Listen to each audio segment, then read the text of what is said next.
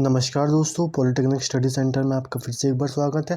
तो इस वीडियो में हम आपके लिए कई सारी डिफरेंट चीज़ें लेकर आए हैं, यानी कि हम यहाँ पर पूरा चैप्टर एक बार रिवाइज़ कर लेंगे और उसके बाद आप जितने ज़्यादा से ज़्यादा हो सकते हैं उतने ज़्यादा हम यहाँ पर अपने न्यूमेरिकल क्वेश्चंस करने की कोशिश करेंगे। वैसे न्यूमेरिकल क्वेश्चंस कुछ खास है नहीं, क्योंकि इसमें न्यूमेरिकल के नाम पर सिर्फ इसमें थ्योरेटिकल वन लाइनर्स पूछे गए हैं, उनको हमें आंसर करना है और वही हम करेंगे।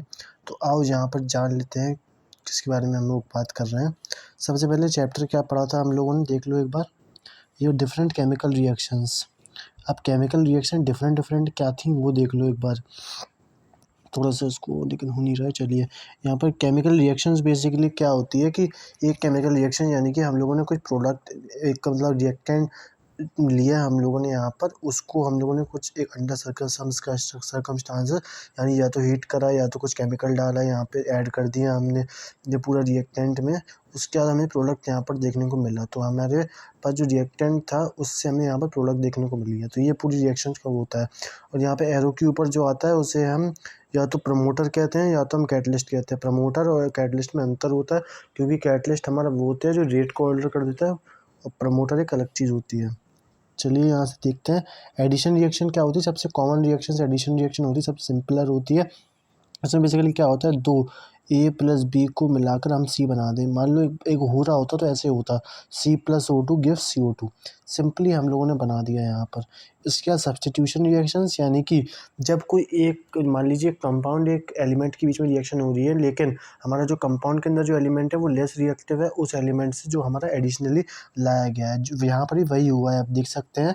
जैसे कि यहाँ Cu रिएक्टिविटी टेबल में नीचे आता है एज़ कम्पेयर टू Fe, यानी Fe ऊपर आता है। तो Fe ज़्यादा रिएक्टिव होगा तो उसने रिप्लेस कर दिया उसको, तो FeSO4 बन गया।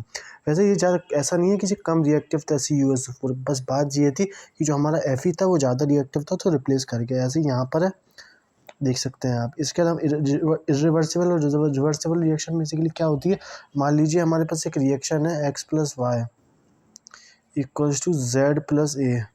तो अब अगर मैं कोई ऐसा तिगड़म बना सकूँ, मान लीजिए मैंने हीट करने पर इसको ऐसा आया, तो हीट करने पर अगर ये मिल रही है मेरे को और मैंने दोबारा इसको मानने की कोशिश करी, यानी Z + A से मैंने हीट करके या कुछ और करके मैंने दोबारा X + Y बनाने की कोशिश करी और मेरे को मिल गया है ये, मतलब मैं प्राप्त हो गया है ये सेम प्रोसेस से हीट करने पर ही, तो ये मेरी रिवर्सिबल रिएक्शन होगी। Yes, it is a reversible reaction. अगर नहीं हो पाया, यानी ये चीज़ दोबारा नहीं मिल पाई हमें, मान लीजिए बहुत सारी रिएक्शन है C+O2, CO2 से हम दोबारा कार्बन और बूंद पा लेंगे, पा पाएंगे तो रिवर्सिबल है, ना पा पाएंगे तो रिवर्सिबल है। तो ऐसी चीज़ें यहाँ पर रिएक्शन पे कंप्लीट हो गई थी। इसके बाद हम यहाँ पर आए थे, थोड़ा जल्दी बोल रहा हूँ क्योंकि आप अगर कर सकते हो स्लो करके पढ़ लीजिए, क्योंकि मैं यहाँ पर रिवाइज़ करूँगा, फिर 8-10 क्वेश्चन हम कर लेंगे। उसके बाद फिर आगे अगले चैप्टर में, मतलब अगली वीडियो में हम सिर्फ क्वेश्चन ही क्वेश्चन करेंगे। मैं हल्का सा आपको रिवीजन दे रहा हूँ इसका, जो हम लोगों ने पूरा पीरियोडिक टेबल का चैप्टर पढ़ा है और केमिकल रिएक्शंस का। यहाँ पर हम लोगों ने यहाँ पर आगे पढ़ा है मेंडलीव की। तो मेंडलीव ने भी अपना एक पीरियोडिक टेबल का पूरा कॉन्सेप्ट दिया था, जिसमें उन्होंने बताया था पोजीशन ऑफ हाइड्रोजन। ये सब यहाँ पर डिफेक्ट थे इनके, ये सब हम लोगों ने पढ़े थे यहाँ पर, कि कैसे हाइड्रोजन मतलब आइसोटोप के, आइसोबार के बारे में जब एक्सप्लेन नहीं कर पाए थे वो ढंग से, और उसे सेपरेट बता नहीं पाए थे, और सर्टेन इलेक्ट्रॉनिक एलिमेंट्स को यहाँ पर बता नहीं पाए थे कि उनका मास के द्वारा ओबे क्यों नहीं कर रहा है। क्योंकि यहाँ पर क्या है कि physical and chemical property are the, कि फिजिकल मास से इसको कंपेयर करा गया था, इसकी फिजिकल और केमिकल प्रॉपर्टीज़ को। आर द पीरियोडिक फंक्शन, अगर आपको लाइन जाननी है तो वो लाइन ये है, physical and chemical properties of the element is a periodic function of their mass number।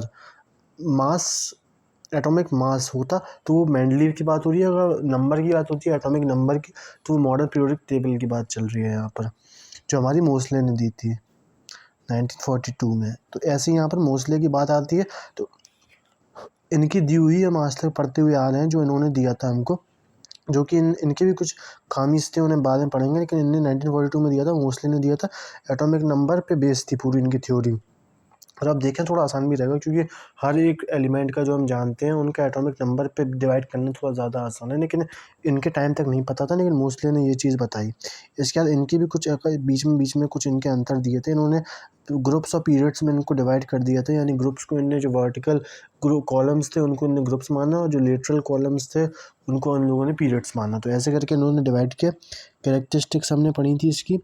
और सबसे इम्पोर्टेंट जो आती है बात, जो इनकी भी कुछ कमियाँ आती, जैसे ये भी हाइड्रोजन की उसको नहीं बता पाए, लेकिन अभी तक इसको बताया नहीं जा सका कि हाइड्रोजन किस में लाइक करता है, क्योंकि बात यह है कि बहुत ज़्यादा नज़दीक है एक दूसरे के।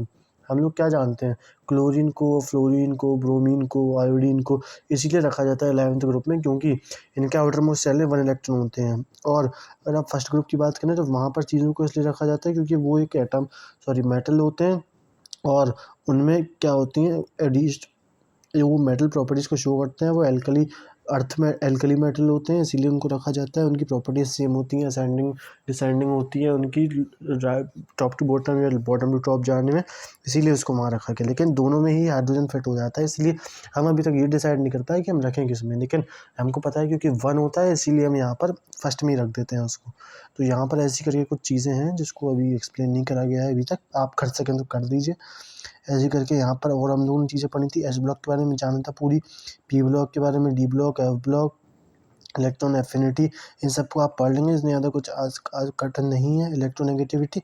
अब हम यहाँ पर सीधे आ जाते हैं किस पर, अपने क्वेश्चंस पर। कोशिश करते हैं जल्दी से जल्दी ज़्यादा से ज़्यादा क्वेश्चन कर सकें, क्योंकि कितने क्वेश्चन है इसमें, गिनती के 60 क्वेश्चन है। अगर हम तीन वीडियो बनाएं अगली, जिसमें हम कर लें इसको वीडियो को मिला के, तो आराम से हम कर लेंगे, आराम से, कोई दिक्कत नहीं है इसमें। करीब हमें 10 से 20 करने रहेंगे क्वेश्चन।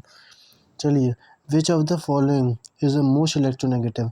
सबसे ज़्यादा इलेक्ट्रोनेगेटिव कौन सा है, हमको पता होना चाहिए। कार्बन की 2.5 है, कुछ कॉमन की पता होनी चाहिए इलेक्ट्रोनेगेटिविटी। सिलिकॉन की 1.8 और बाकी सबकी 1.8, SN और PB, 10 और लेड, सबकी 1.8 होती है। तो सबसे ज़्यादा कॉमनली कार्बन सबसे ज़्यादा हो गया इलेक्ट्रोनेगेटिव। इसका आंसर हो गया। अगले क्वेश्चन पर आते हैं। Group number of the valency has no relation in. अगर बात करें तो इसकी इन अ पीरियड, अगर यहाँ पर हम बात करें किस में रिलेशन नहीं है, तो ज़ीरो ग्रुप में नहीं है, क्योंकि ज़ीरो ग्रुप यानी कि हम कौन से की बात कर रहे हैं, यानी कि इसका पूरा पूरा फुल है ऑक्टेट, तो हम इसे ज़ीरो मान लेते हैं। लेकिन ऑक्टेट में तो 8 होते हैं, तो इसका नंबर तो 8 होना चाहिए, लेकिन ऐसा नहीं होता, ज़ीरो बोलते हैं इसे हम, क्योंकि बाद में कुछ लेना देना बचा ही नहीं है इसका, तो हम ज़ीरो मान के चलते हैं इसको।